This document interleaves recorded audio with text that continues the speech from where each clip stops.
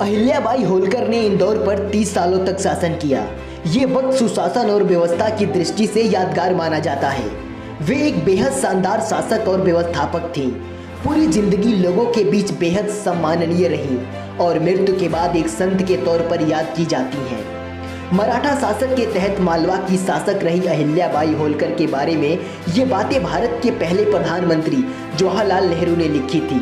31 मई 1725 को महाराष्ट्र के अहमदनगर में जन्मी अहिल्याबाई होलकर को आज भी मध्य प्रदेश के मालवा और महाराष्ट्र के कुछ इलाकों में सम्मान्य से राजमाता ही बुलाया जाता है। अहिल्याबाई धनगर जाति से थी। उनके पिता मनकोजी राव सिंधे ने उन्हें बचपन में पढ़ना लिखना सिखाया था।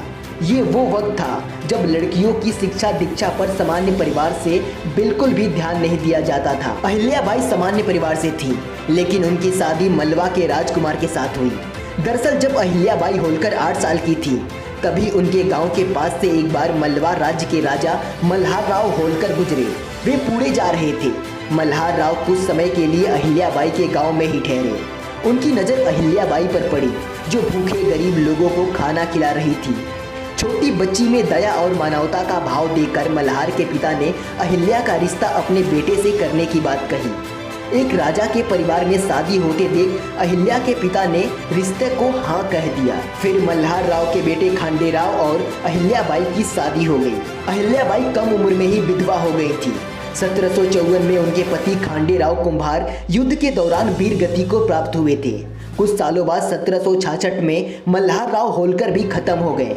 मल्हार राव होलकर बड़े शासक थे और उनके जाने की वजह से अहिल्याबाई बिल्कुल अकेली पड़ गई। पति को तो वो पहले ही खो चुकी थी।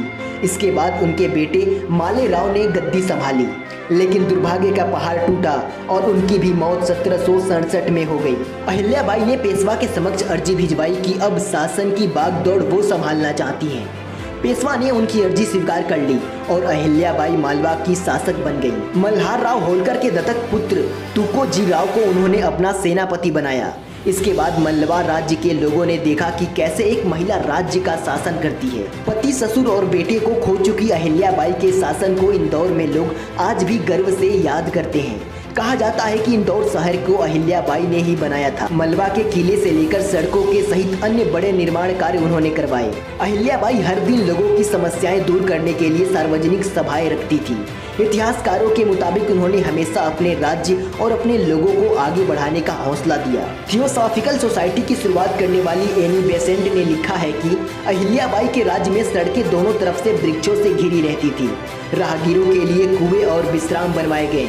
गरीब बेघर लोगों की जरूरतें हमेशा पूरी की गई। अहिल्याबाई समाज के सभी वर्गों में सम्माननीय थी। इसी वजह से जवाहरलाल नेहरू ने लिखा है कि उनकी मौत के बाद लोग उन्हें संत के रूप में भी याद करते हैं। बहुजन समाज से जुड़ी